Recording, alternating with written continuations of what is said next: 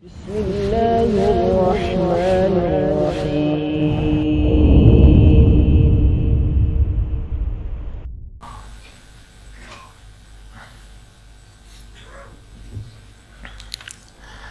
إن الحمد لله نحمده ونستعينه ونستغفره ونعوذ بالله من شرور أنفسنا وسيئات أعمالنا من يهده الله فلا مضل له ومن يضلل فلا هادي له أشهد أن لا إله إلا الله وحده لا شريك له وأشهد أن محمدا عبده ورسوله صلى الله عليه وعلى آله وصحابته أجمعين ومن تبعهم بإحسان إلى يوم الدين يا أيها الذين آمنوا اتقوا الله حق تقاته ولا تموتن إلا وأنتم مسلمون يا أيها الناس اتقوا ربكم الذي خلقكم من نفس واحدة وخلق منها زوجها وبث منهما رجالا كثيرا ونساء واتقوا الله الذي تساءلون به والأرحام إن الله كان عليكم رقيبا يا أيها الذين آمنوا اتقوا الله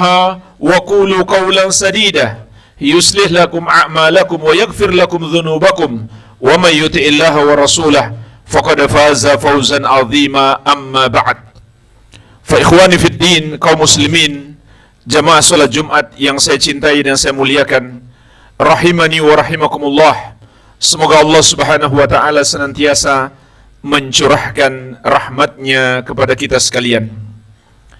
Di dalam sebuah hadis Rasulullah sallallahu alaihi wasallam bersabda, "Al-mu'minul qawi khairun wa ahabbu ila Allah minal mu'minid dha'if."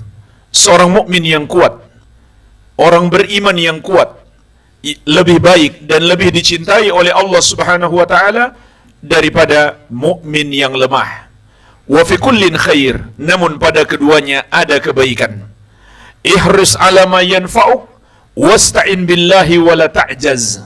Bersemangatlah engkau untuk meraih apa yang bermanfaat bagimu, untuk melakukan apa yang berguna untukmu. Wasta'in billah wala ta'jaz. Minta tolonglah kepada Allah dan janganlah kamu lemah. Wa in asabaka syai'un fala taqul law anni fa'altu lakana kadza wa kadza. Dan apabila kamu ditimpa satu musibah, janganlah kamu mengatakan, andai saya melakukan ini, tentu yang akan terjadi ini dan itu. Walakin kul, akan tetapi ucapkanlah, qaddarallahu wa ma syaa fa'al. Allah sudah menakdirkan dan Allah melakukan apa yang Dia kehendaki. Fa inna law taftahu amal syaitan. Karena ucapan andai kata untuk menyesali musibah yang sudah berlalu, itu akan membuka pintu setan yang menyesatkan kita. Inilah jemaah sekalian, di antara hadis yang membimbing kita untuk menjadi mukmin yang kuat, orang beriman yang kuat. Nabi sallallahu alaihi wasallam mengabarkan kepada kita, orang beriman yang kuat itu lebih baik dan lebih dicintai oleh Allah Subhanahu wa taala daripada orang beriman yang lemah. Namun jemaah sekalian, kekuatan apakah yang dimaksud dalam hadis ini? Maka para ulama menjelaskan, maksud hadis ini bukan kekuatan fisik, bukan otot yang lebih besar dan lebih kuat, bukan pula kekuatan ekonomi atau kekuatan politik, bukan. Tetapi maksud hadis ini adalah kekuatan iman. Orang yang lebih kuat imannya tentu lebih baik dan lebih dicintai oleh Allah Subhanahu wa taala daripada yang lemah imannya. Sedangkan kekuatan fisik, kekuatan ekonomi, kekuatan harta, kekuatan politik, kekuatan kekuasaan, itu semua tidak berarti apabila tidak disertai dengan iman. Justru itu semuanya menjerumuskan dalam dosa kalau tidak adanya iman. Berapa banyak orang yang berbuat dosa karena dia punya fisik yang kuat, karena dia sehat, karena dia punya banyak harta, karena dia punya kekuasaan. Dia pun menzolimi orang-orang yang lemah karena kurangnya iman atau tidak adanya iman sama sekali.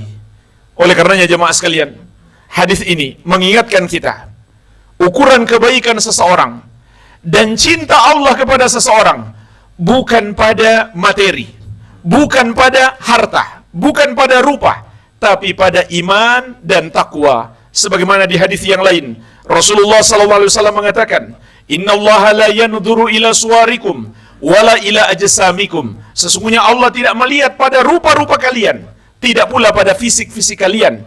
Dalam riwayat yang lain, wala ila amwalikum, tidak pula kepada harta-harta kalian. Bukan itu yang Allah lihat, bukan itu yang Allah nilai. Walakin ila qulubikum wa a'malikum. Akan tetapi yang Allah lihat, yang Allah nilai adalah hati-hati kalian dan amalan-amalan kalian. Inilah jemaah sekalian ukuran kebaikan seseorang di sisi Allah, yaitu kebaikan hati dan amalan. Hati yang baik adalah hati yang beriman kepada Allah Subhanahu wa taala. Amalan yang baik adalah amalan soleh, yaitu amalan yang sesuai petunjuk Nabi Muhammad sallallahu alaihi wa ala alihi wasallam. Itulah ukuran kebaikan seseorang di hadapan Allah Subhanahu wa taala. Sebagaimana juga firman-Nya, "Inna akramakum indallahi atqakum." Sesungguhnya orang yang paling mulia di antara kalian di sisi Allah adalah yang paling bertakwa. Tidak ada orang yang lebih mulia daripada orang lain hanya karena fisiknya lebih kuat, hanya karena hartanya lebih banyak, hanya karena jabatannya lebih tinggi. Tidak. Kemuliaan seseorang dari orang lain hanya karena takwa kepada Allah Subhanahu wa taala. Itulah ukuran kecintaan Allah kepada seorang hamba. Dan bisa jadi orang yang Allah Subhanahu wa taala berikan nikmat dunia, berarti dia sedang diazab. Allah berikan kepadanya kesehatan, berarti dia sedang diazab. Allah berikan kepadanya kekayaan, berarti dia sedang diazab. Bisa jadi seperti itu jemaah sekalian, kalau dia tidak mensyukuri nikmat itu. Maka hakikatnya nikmat dunia yang Allah berikan kepada kita adalah azab. Apanya yang diazab? Hatinya. Allah jadikan semakin jauh dari Allah Subhanahu wa taala. Sebagaimana sabda Nabi sallallahu alaihi wasallam, "Idza ra'aitallaha yu'til 'abda minad dunya 'ala ma'asihi ma yuhib, fa inna ma huwa istidrajun." Kalau kamu lihat Allah berikan nikmat dunia kepada seseorang, padahal orang itu bergelimang maksiat, tapi Allah terus berikan kepadanya nikmat yang dia sukai. Namun dia tidak mau bertobat, dia terus berbuat maksiat. Maka itu hanyalah istidraj. Istidraj itu adalah azab yang datang dalam rupa kenikmatan. Jadi jangan silau melihat kenikmatan dunia, kemewahan dunia yang dimiliki seseorang. Bisa jadi itu adalah azab yang Allah timpakan kepadanya. Oleh karenanya apabila Allah mencintai seseorang, maka Allah berikan kepadanya nikmat hidayah, nikmat iman dan takwa kepada Allah Subhanahu wa taala. Namun dalam hadis ini Nabi SAW mengatakan, wa fi kullin khair.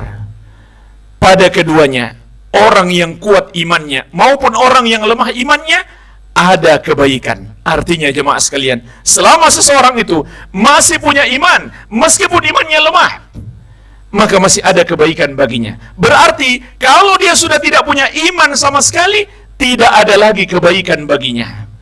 Kenapa jemaah sekalian?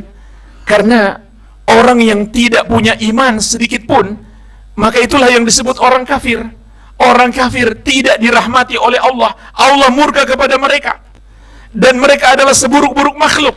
Dan kalau mereka mati sebelum masuk Islam, sebelum bertobat kepada Allah, maka mereka akan kekal di dalam neraka. Sebagaimana Allah ingatkan, Innal ladzina kafaru min ahlil kitabi wal musyrikina fi nari jahannama khalidina fiha ulaika hum syarrul bariyah. Sesungguhnya orang-orang kafir dari kalangan ahlul kitab, yaitu Yahudi dan Nasrani, karena Allah pernah berikan kepada mereka kitab Taurat dan Injil, kemudian mereka rubah-rubah kitab itu, mereka tinggalkan kitab itu. Dan orang-orang musyrik, yaitu orang yang menduakan Allah, yang menuhankan atau menyembah kepada selain Allah, tempat mereka di neraka jahanam, khalidina fiha, mereka kekal di dalamnya.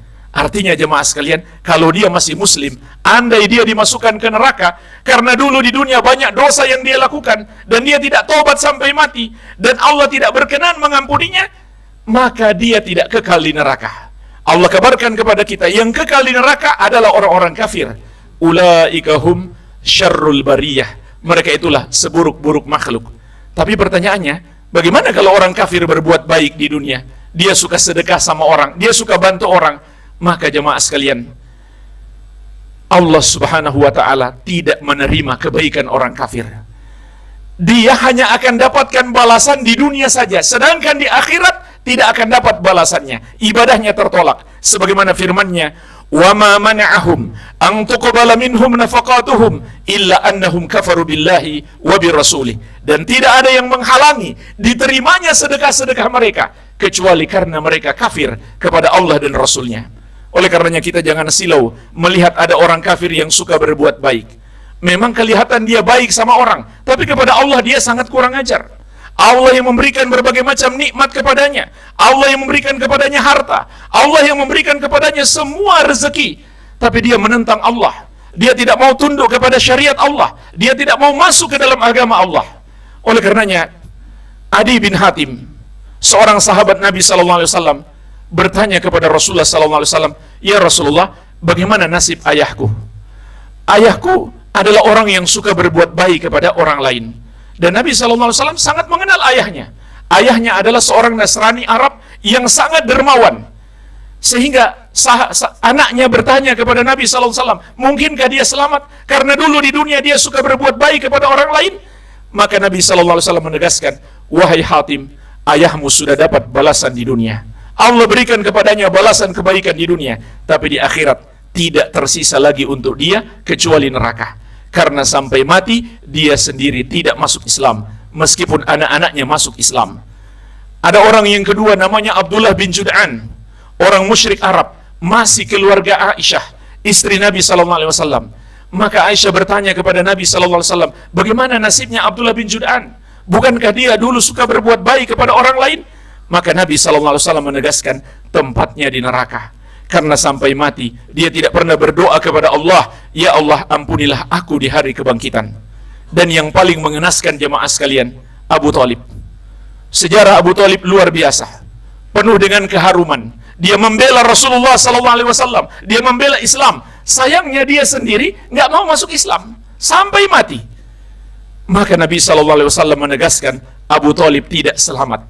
Hanya karena dia punya jasa-jasa besar, dia mendapatkan syafaat, tapi syafaat untuk dia tidak bisa mengeluarkan dia dari neraka, hanya mengurangi azab. Sehingga kata Nabi SAW, Abu Thalib itu adalah orang musyrik yang azabnya paling ringan, tapi dia mengira dialah azabnya yang paling berat. Jadi jemaah sekalian, tidak akan selamat seseorang tanpa keimanan. Oleh karena itu bersyukurlah, nikmat iman, nikmat Islam yang Allah anugerahkan kepada kita adalah nikmat terbesar, melebihi semua nikmat dunia. Jangankan semua keimanan, semua bentuk ajaran Islam, sholat sunnah 2 rakaat sebelum subuh saja, itu sudah lebih baik daripada dunia dan isinya. Wabillahi taufik.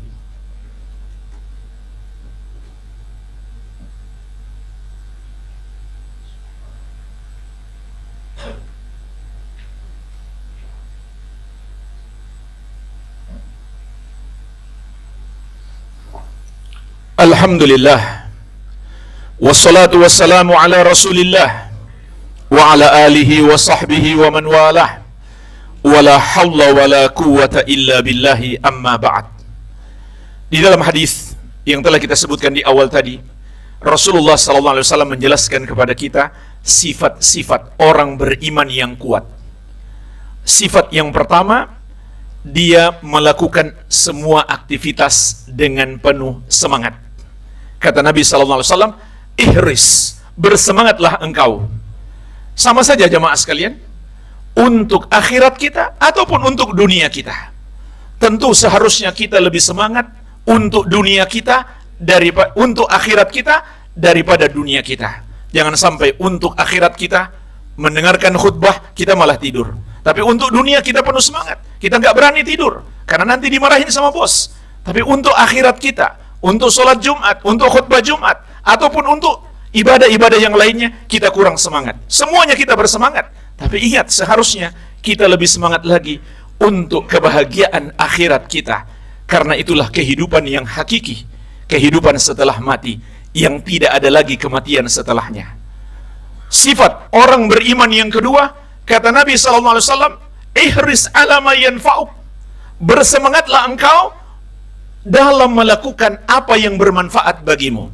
Maka orang yang beriman itu, dia berusaha hanya melakukan yang bermanfaat. Baik bermanfaat untuk akhirat dan bermanfaat untuk dunia. Sehingga yang tidak manfaat, dia tinggalkan. Sehingga Nabi SAW juga bersabda, min husni islamil mar'i tarkuhu ma la ya'nih. Di antara tanda baiknya keislaman seseorang, dia meninggalkan sesuatu yang tidak bermanfaat baginya atau yang bukan urusannya. Bukan urusan kita, nggak usah kita urus, nggak usah kita bicarakan, nggak usah kita sibuk dengan apa yang tidak bermanfaat bagi kita. Lakukan hal-hal yang bermanfaat.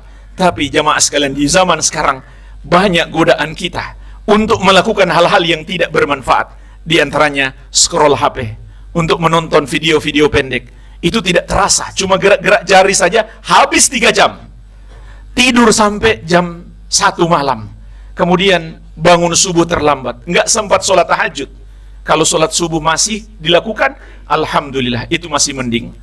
Tapi betapa kegiatan seperti ini membahayakan kita jamaah sekalian tanpa kita sadari. Kalau tidur semakin malam, itu akan merusak kesehatan kita. Kalau itu dijadikan kebiasaan, maka itu akan berpengaruh buruk pada diri kita.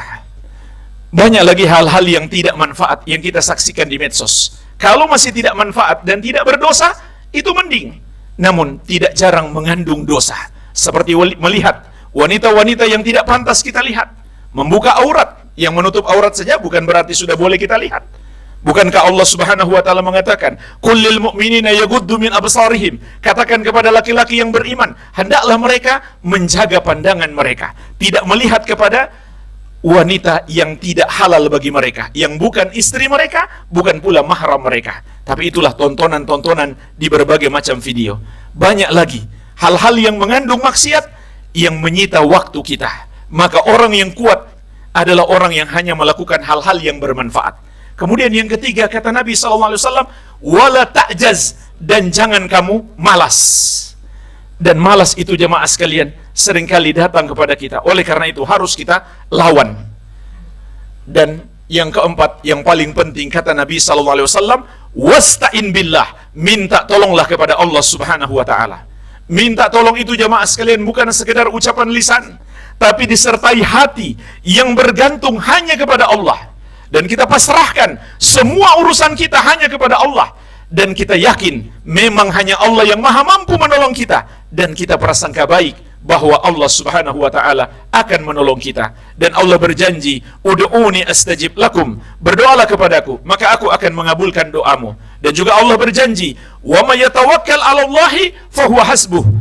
Dan barang siapa bertawakal, bergantung hatinya hanya kepada Allah, cukuplah Allah sebagai penolongnya. Tapi jamaah sekalian, janji Allah ini ada syaratnya. Syaratnya adalah kita tunduk kepada syariat Allah, kita tunduk kepada aturan-aturan Allah, kita jauhi perbuatan maksiat. Maka doa kita akan dikabulkan, dan tawakal kita, bergantungnya hati kita kepada Allah, akan menghasilkan pertolongan Allah Subhanahu wa ta'ala. Kemudian yang kelima, yang terakhir, Nabi SAW mengajarkan kepada kita bagaimana menjadi mukmin yang kuat, terutama saat ditimpa musibah, yaitu beriman kepada takdir Allah Subhanahu wa ta'ala. Beliau mengatakan, wa in asabaka syai'un fala taqul law anni fa'altu kadza lakana kadza wa kadza. Dan apabila kamu ditimpa musibah, jangan lagi kamu berkata, andai saya melakukan ini, tentu yang akan terjadi ini dan itu. Contoh jamaah sekalian, kita misalkan rugi dalam sebuah bisnis. Ketika kita sudah berinvestasi besar, ternyata bangkrut. Maka jangan kita katakan, seandainya atau andai kata saya tidak ikut investasi itu, tentu saya tidak akan bangkrut. Andai kata saya ikut bisnis yang lain, tentu saya akan untung, tidak akan merugi. Maka ucapan tersebut dilarang oleh Rasulullah SAW. Itu hanyalah ucapan orang yang lemah, yang berandai-andai, menyesali apa yang sudah terjadi. Walakin kul, kata Nabi SAW, akan tetapi ucapkanlah, qaddarallahu wa ma syaa fa'al. Allah sudah menakdirkan dan Allah melakukan apa yang Dia kehendaki. Artinya jemaah sekalian, kalau Allah sudah takdirkan, nggak ada tempat lari bagi kita. Semua berjalan sesuai dengan takdir Allah Subhanahu wa ta'ala. Jangan lagi kita berandai-andai. Semua mengikuti takdir Allah Subhanahu wa ta'ala. termasuk berapa banyak rezeki yang akan kita makan di dunia ini, sudah Allah takdirkan dan sudah Allah tuliskan 50.000 tahun sebelum langit dan bumi diciptakan, dan tidak ada perubahan. Sebagaimana sabda Nabi SAW, rufi'atil aqlam wa jaffatis suhuf. Lembaran-lembaran pencatatan takdir sudah mengering dan pena-pena sudah diangkat. Artinya pencatatan takdir sudah usai, semua peristiwa sudah ditakdirkan, tidak akan ada perubahan. Maka bodoh kita kalau kita melakukan yang haram untuk mendapatkan rezeki, padahal rezeki kita sudah Allah tetapkan, tidak akan melebihi apa yang Allah tetapkan. Bersamaan dengan itu, Allah juga menyuruh kita bekerja, karena Allah juga menakdirkan adanya sebab dan akibat. Tapi bodoh kalau kita bekerja, melakukan perbuatan-perbuatan yang haram, kita korupsi, kita menggelapkan dana yang seharusnya tidak kita miliki. Maka ini semua adalah kebodohan, sebab tidak akan merubah takdir rezeki kita. Dan juga rezeki datang dari Allah. Bagaimana mungkin kita dapatkan dengan cara berbuat maksiat kepada Allah Subhanahu wa ta'ala? Maka jemaah sekalian, beriman kepada takdir, bahwa segala sesuatu sudah Allah takdirkan, sehingga itu akan membuat kita tidak terlalu terguncang ketika menghadapi berbagai macam musibah. Dan Nabi SAW mengingatkan, fa inna law taftahu amal syaitan. Orang yang mengucapkan andai kata saya tidak melakukan ini, tentu tidak akan terjadi ini dan itu, maka itu akan membuka pintu setan untuk membuat kita ragu dengan keimanan kepada takdir Allah Subhanahu wa ta'ala. Inilah paling tidak 5 sifat orang mukmin yang kuat, yang insya Allah akan selalu mendapatkan pertolongan dari Allah Subhanahu wa ta'ala. Semoga Allah Subhanahu wa ta'ala menganugerahkan kepada kita semuanya kebaikan dunia dan kebaikan akhirat. Allahumma salli ala Muhammad wa ala ali Muhammad kama sallaita ala Ibrahim wa ala ali Ibrahim innaka Hamidum Majid. Allahumma ighfiril muslimina wal muslimat wal mu'minina wal mu'minat al ahya'i minhum wal amwat innaka sami'un qaribun mujibu da'awat. Allahumma ansur ikhwanana al muslimina fi Filistin. Allahumma ansur ikhwanana al mujahidina fi Filistin. Allahumma ansur ikhwanana al muslimina wal mujahidina fi kulli makan. Rabbana atina fid dunya hasanah wa fil akhirati hasanah wa qina adzaban nar. Wa sallallahu ala nabiyyina Muhammadin wa alihi wa sallam. Walhamdulillahi rabbil alamin.